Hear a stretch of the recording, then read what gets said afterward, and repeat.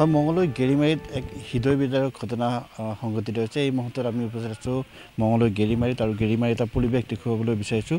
এইখন হৈছে বিয়াৰ পেণ্ডেলৰ ৰভা। আচলতে ইয়াত অহা সোমবাৰে 7 অক্টোবৰত এখন বিয়া আছিলে আৰু বিয়া এখন আছিলে ধনমণি ভট্ট নামৰ এগৰাকী যুৱকৰ। নলবাৰীত তেখেতৰ কইনা আছিলে, কিন্তু অতি দুৰ্ভাগ্যজনকভাৱে কালিৰ দিনটোত তেখেতে গুৱাহাটীলৈ গৈছিলে আৰু গুৱাহাটীলৈ যোৱাৰ পিছত তেখেতক ৰেল লাইনৰ সমীপত তেখেতৰ উদ্ধাৰ হৈছে। আচলতে ৰেলে খুন্দিয়াৰ ফলত তেখেতৰ মৃত্যু হোৱা বুলি ইতিমধ্যে আমি জানিবলৈ পাইছোঁ। কিন্তু আমি দেখুৱাইছোঁ অতি দুখৰ বিষয়, অতি দুখৰ আৰু শোকাবহ এক ঘটনা বুলি ক'ব লাগিব, কাৰণ সোমবাৰে তেখেতৰ বিয়া আছিলে। আমি পুনৰ মোৰ সহযোগে দেখুৱাইছোঁ এই পৰিৱেশটো অতি হৃদয় বিদাৰক এক পৰিৱেশ। লগতে আমাৰ সৈতে তেখেতৰ পৰিয়ালৰ লোক আছে, আমি কথা পাতিম। এতিয়া আপোনাক আচলতে কথা সোধাৰ পৰিৱেশ নাই, তথাপিও আমি কথাখিনি জানিবৰ কাৰণে আপোনাক সুধিব বিচাৰিছোঁ, আপুনি এইটো লৈ বেয়া নাপাব। আচলতে কি হৈছিলে ঘটনাটো? তেখেতৰ বিয়া আছিলে সোমবাৰে? হয় হয়, তেখেতৰ সোমবাৰে বিয়া আছিল। মই তেখেতৰ বৰদেউতাকৰ ল'ৰা। মোক সি তাৰ দেউতা নাই, যিটো মোকে দেউতাৰ নিচিনা ভাবে। ময়ো ইয়াকে নিজৰ ল'ৰাতকৈও মৰম কৰোঁ।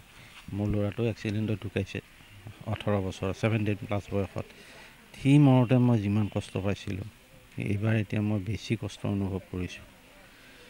এতিয়া সি কালি ওলাই গৈছিল গুৱাহাটীলৈ, তাৰ ডিউটিটো যায় আৰু সি বিয়াৰ কিবা কামতে গুচি গৈছে। গৈ মোটামুটি 2:30মান বজাত আমি ফোনত কথা পাতিছোঁ। তাৰ বিয়াৰ মেইন ছেটযোৰা মোক কিনিব দিলে। মই কিনিছোঁ আমাৰ মঙলদৈ অসম চিল্ক হাউচৰ পৰা। মই, মোৰ শ্ৰীমতী আৰু মোৰ ছোৱালীজনী, আমি তিনিওটাই লগ হৈ কিনিছোঁ। আমাৰ আনন্দ আৰু তাৰ কাপোৰ কিনা। তাক আকৌ হোৱাটছআপত কাপোৰটো দেখুৱাইছে মোৰ ছোৱালীজনীয়ে, সি হ'ব বুলি কৈছে। তাৰপিছত সি আকৌ মোক জোৰ জবৰদস্তি 5,000 টকা এটা দিছে, বাকীখিনি দাদাই দি পেলাই ল'ব বুলি কৈছে। মই কাপোৰযোৰা ল'লোঁ। আমাৰ পইচাৰ কথা অহাই নাই বাৰু। আৰ্জেণ্ট হ'লে সেইকাৰণে চিলাব দিব লাগে সোমবাৰে বিয়া যেতিয়া। আকৌ ছোৱালীক সি ফোন কৰি ছোৱালীৰ পৰা আনিলে, জোখৰ কাগজখন আনিলে। আনি আমি লগে লগে দৰ্জিক দি গুচি আহিলোঁ। আহি মোৰ বিশেষ কিবা এটা নিমন্ত্ৰণ থকাৰ কাৰণে মই বোধ কৰোঁ 3:45 মই কলাগাঁৱত গ'লোঁ। এওঁলোক ঘৰত আহিল। মই সেই কলাগাঁৱত থাকোঁতে মোক ফোন কৰিছে 4:45 যে এনেকৈ কিবা এটা হৈছে ঘটনা, আহক। আহি এতিয়া আমি হেৰি হৈ গৈছোঁ। এতিয়া গ'ল আমাৰ ইয়াৰ পৰা মানুহ তাতে কামাখ্যা ৰেল ষ্টেচনত, পুলিচক লগ কৰিলে। তেওঁলোকে এতিয়া সন্দেহ কৰিছে এইটো ছুইচাইড কৰা বুলি। কিন্তু আমি এতিয়া সি যে ছুইচাইড কৰিব, আমি সপোনতো ভাবিব পৰা নাই। কাৰণ তাৰ লগতে পৰিয়ালটো, আলহী অতিথি সকলোৰে কথা আছে ইয়াত জড়িত হৈ, আৰু তাৰ ওপৰতে নিৰ্ভৰ কৰে মেইনলি আমাৰ দুখন ঘৰ।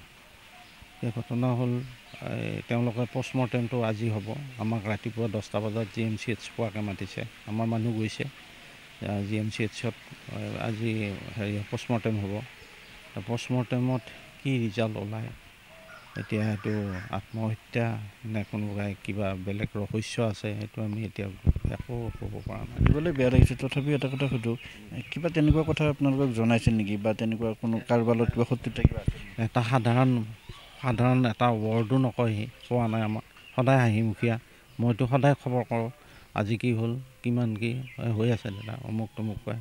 তাৰ বন্ধু বান্ধৱ ঢেৰ আছে, একদম ভাল ভাল বন্ধু। সেই বন্ধুবিলাকে আহি কান্দি কান্দি গৈছে। সিহঁতকো কোনো দিন একো তাৰ যে কিবা প্ৰব্লেম হৈছে বা কিবা যে সমস্যা হৈছে একো কোৱা নাই, আমাকো কোৱা নাই।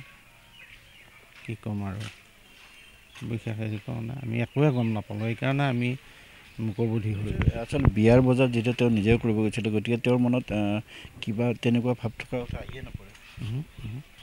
এতিয়াও নাই, নিজে মানুহ মাতি ফুৰিছে। কালিও মানুহ মাতিছে, তাৰ বন্ধু ডক্তৰ কেইজনমানক মাতিছে। গতিকে আগতো মাতিছে, মোক মাতিব দিছে, মই মাতিছোঁ, সি মাতিছে। গুৱাহাটীত কি কৰ্মত ব্যস্ত আছে তেখেতে? প্ৰথম ৰিপ্ৰেজেণ্টেটিভ হিচাপে সোমাইছিল চকুৰ বিষয়ত। তাৰপিছত বৰ কৰ্মঠ ল'ৰাটো। সি প্ৰমোশ্যন পাই এতিয়া সি BDM কয় নে DDM কয়, তাৰমানে নৰ্থ ইষ্টৰ সি এজনে মাত্ৰ। গোটেই অসমৰ নৰ্থ ইষ্টত ঘূৰি ফুৰিব লাগে। সি ঘূৰি ফুৰি থাকে। সেই হিচাপে পে'মেণ্টটো মোটামুটি ভালে বোধ কৰোঁ, চলি আছে ধুনীয়াকৈ। এইবিলাক ঘৰৰ কাম কৰি বোলো ল'ৰা ছোৱালী নাই, সিহঁত 2 ভাইটি। তাৰমানে এটা সৰু আছে, তাতকৈ সৰুটো। সিও সেই মেডিকেলৰ ৰিপ্ৰেজেণ্টেটিভৰ লেখীয়া কাম কৰে। আৰু মাকজনী আছে খুৰী, মোৰ খুৰী হয়। আমি ধন্যবাদ জনাইছোঁ আচলতে এই এক উদুলি মুদুলি পৰিৱেশৰ সৃষ্টি হৈছিলে আৰু নিমিষতে সেই উদুলি মুদুলি পৰিৱেশ নস্বাত হৈ গ'ল আৰু আমি দেখুৱালোঁ সেই পৰিৱেশটো বিয়াৰ ঘৰৰ উদুলি মুদুলি পৰিৱেশৰ পৰিৱৰ্তে এতিয়া এক শোকাকুল পৰিৱেশে বিৰাজ কৰিছে ঘৰখনত গতিকে এই ঘৰখনক সাহস দিয়ক তাকে আমি কামনা কৰিলোঁ